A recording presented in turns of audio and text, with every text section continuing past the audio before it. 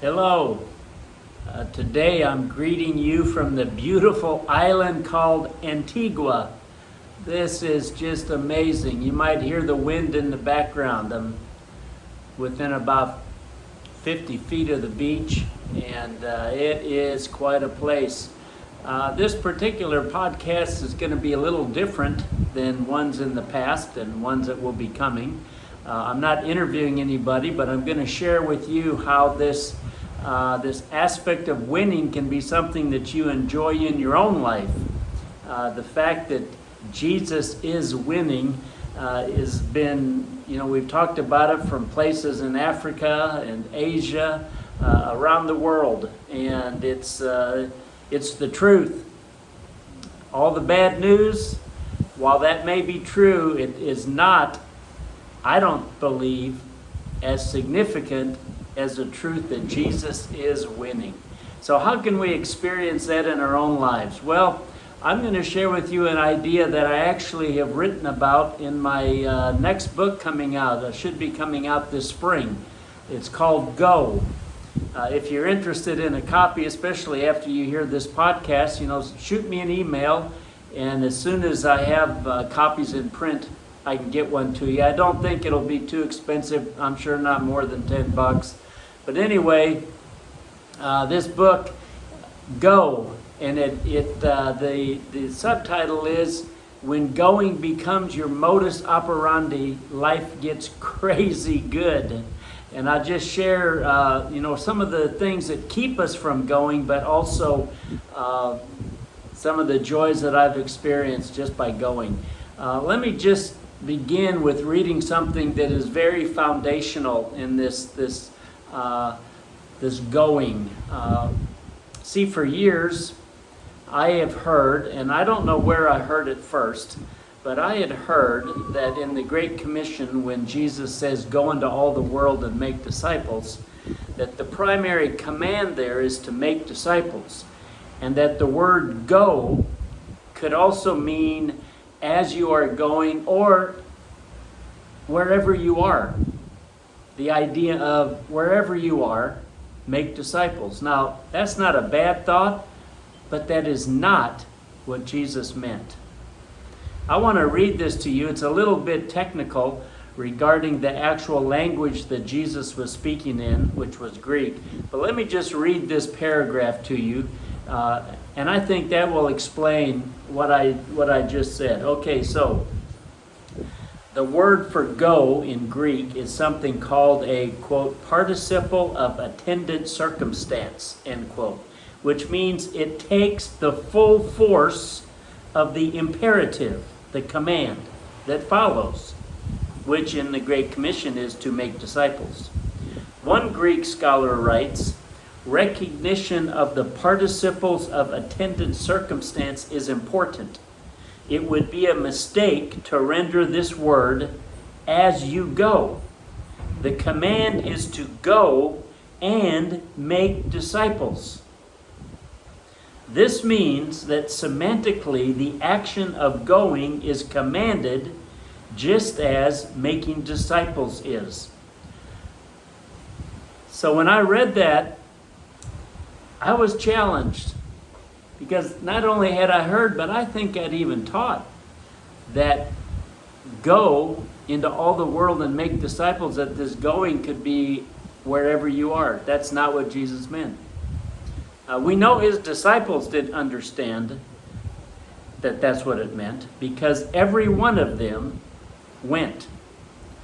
Just one, for example, Thomas went to South India. That's a long ways from Israel. And he didn't go by United Airlines. That was a long trip. And he went, and South India is different because of Thomas. Anyway, all of his disciples went. I could share with you the nations that they all went to. And so they understood what Jesus meant when he said go. Now, what he did not say when he said to go is how long you have to stay or how far you have to go. I understand people with small children, it's very unlikely that you're going to be able to pack them all up and go to India on a short-term trip. That's very challenging, very expensive, very difficult. But how about going to a refugee apartment and distributing clothes or food or praying for people? I mean, there's different ways we can go. The key is, and what I want to get across in this podcast, is that we are commanded to go. And what I believe is that when we go, we will experience the winning. I don't know about you, but I like to win. I just enjoyed the Super Bowl a week and a half ago when the Chiefs won. Had they lost, I would not have watched that game anymore. But since a week and a half ago, I've probably watched the fourth quarter in its entirety maybe 6 times. Why? Because I like to win. And so I want to encourage you, as we've been talking in these podcasts about Jesus' winning, experience it in your own life. Because as we go, or when going becomes your modus operandi, life gets crazy good. Now, I know that there are some challenges to going. And in the book that will be coming out soon, I discuss these challenges. I realize that, in some cases, unfortunately, a lot of people, they just don't care about those who are lost. And if that's you, then I want to encourage you to pray and to repent. Because we should care about the lost. And when we do care about the lost, then we will be more willing to go and take the gospel to them. Because again, the command is not only to go, but it's to go and make disciples. Now, we've talked about making disciples in some of the other podcasts, this idea of preaching the gospel and finding a man of peace, and then teaching them to obey the commands of Christ, which are found there at obeychrist.com. We've talked about some of this on making disciples. So today, the idea is going. And so we just need to be willing to go. Now, I also understand that there are some people who have an aversion to risk. I'll just give you an example. Like yesterday, I was coming to stay at this complex here in Antigua, and my airplane was landing a little bit late, and they don't have anyone at the front desk at night. And so I didn't know how this was going to work out. And I wasn't sure about getting any of their money, because I tried to use my card there where I was previous, and I wasn't able to get any of their money. So I wasn't sure how this was all going to work out. It was a little bit risky getting on that airplane and landing here at night and not knowing for sure that I was going to be able to get to this place, and then I didn't know what would happen when I got here. Well, it just so happened I found an ATM in this small little airport on my where I was transferring through my layover in St. Martin, this airport, and they had an ATM. They gave U.S. dollars, which is what works here. So that part worked out. And then when I got here, I get out of my taxi. I'm by myself. I get out. It's dark. I open the gate, and another man walks through the gate with me.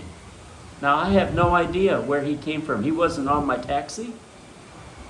I don't know why he happened to walk in at the same time. But he had received an email which gave instructions on what to do. And he says, "Could you check your email?" Well, I started to check. I couldn't get mine to come up because it's an encrypted email, and sometimes they're difficult to get. And so he goes, "Well, I've got the Wi-Fi password for this place. Here's the password." He gives me the password. Well, then my email comes up. I see I had received instructions. I walk right to my place. There's the key. Boom, I'm in. Now, none of that is coincidence. The Lord just does this kind of stuff. Again, I don't even know if this guy is a legit guy. He may have been an angel. I don't know. He just happened to show up and walk through the gate with me, and he had all the instructions I needed. So all I'm saying is there are times when you're going to go, you have to be willing to take a risk. And sometimes the risks are much more serious than what I just described. But an aversion to risk is not something that we see in the lives of the disciples, especially after Jesus had risen from the dead and they had received the Holy Spirit. Well, there's other reasons. Sometimes we're just too busy, and we're just not able to set aside the time. Well, I believe that we can all do what we really want to do. If you really want to go and share the gospel somewhere, you can do that. It might take some time to work it out, but you can. So I don't think busyness is a legit excuse. I think it is exactly that. It's an excuse. Sometimes it's expensive and we don't have the finances. I realize that. Janet and I have been working in missions for over 29 years. And there have been many times where we did not have the money, but God still provided in His timing. And I like the line, if God guides, He provides.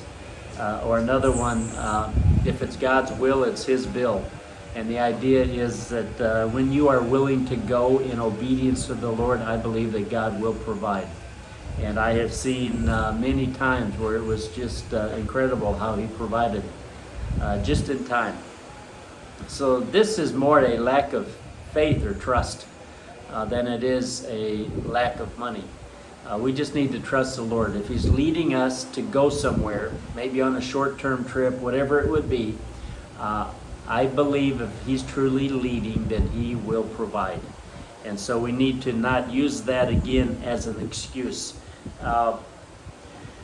Sometimes we just don't think we can do it. We just can't.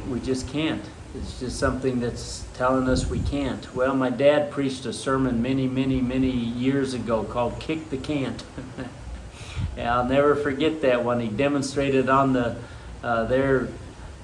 stage in the church. He ran over and kicked a can. Something I'll never forget, We just need to kick that can't. Jesus told us to go. He's commanded us to go. So yes, we can. We can go.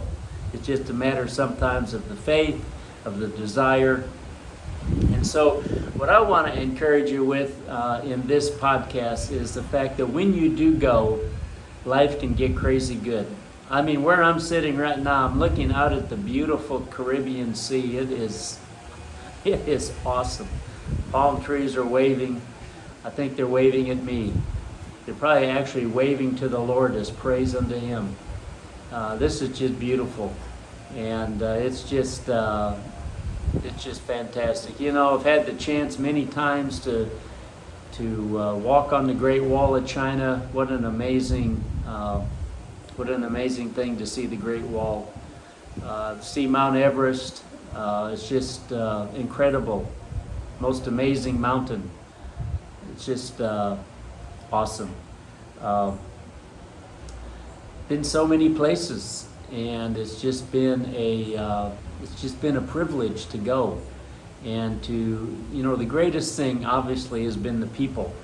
I met a young man in Vietnam one time who had never ever one time in his life heard the gospel, and we were out on a boat going to swim, and I got to share with him, and his name was Nia. He prayed to accept the Lord. He had never heard the gospel. He had never heard about a God.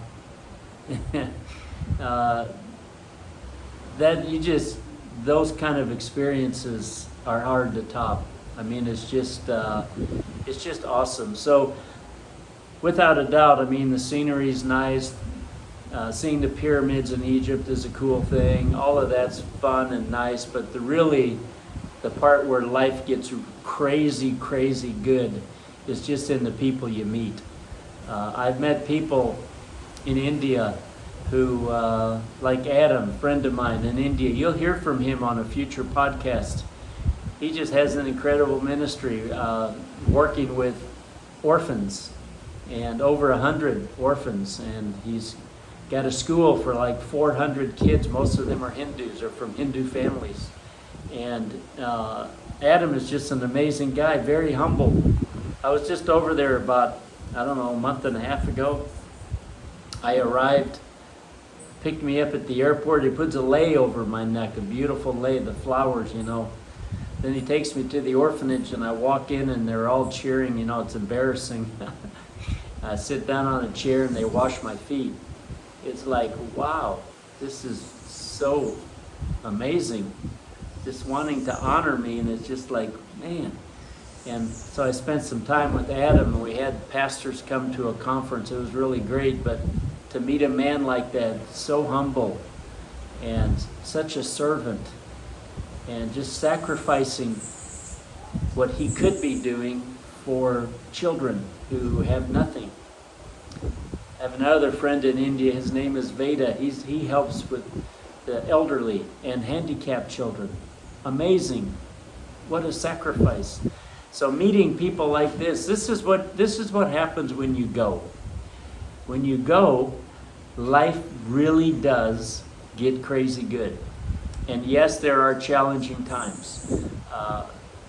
Yes, there is risk at times you have to take. Yes to that, but I just want to encourage you that when you go, you can experience winning like hardly any other time. I mean, it's just such a blessing, such a privilege to be able to go. Now, if you don't have experience in going, then you may need to go with someone who has had some experience. We've got some trips coming up if you're interested. And depending on when you would hear this podcast, you know, someone could listen to it months and months from now. But so we always have trips going on. But if you're interested in coming up, we're going to Thailand, going to Guyana, going to Ghana. So we got South America, Africa, Southeast Asia. So there's a lot of different places that we go. But if you don't have experience and you'd like to go, more so than maybe across the street, but you'd like to go around the world. If that's you, then shoot me an email. Again, it's Mark Bax, MarkBax, at proton.me. Shoot me an email, and I'd love for you to go with me, or I can tell you about some other trips coming up. But I just want to encourage you. I have now been working in missions for nearly 30 years, and I can tell you from experience, a lot of experience of going. Hard places, easy places. The Caribbean versus a village in Afghanistan. I mean, you name it. Had a lot of experience in going. I can just tell you that that's where I get to see, and that's where I get to experience the truth that Jesus is winning. So go. Wherever he leads you, go. You won't regret it. Live life with no regrets. And that we can do that by obedience to his command to go. So I hope this encourages you. Yes, Jesus is winning around the world, but Jesus can win in your world as you obey him in this simple but clear and direct command to go. So would you do it? If you have questions or thoughts, shoot me an email. Love to hear from you. I just know one thing for sure. Jesus is winning.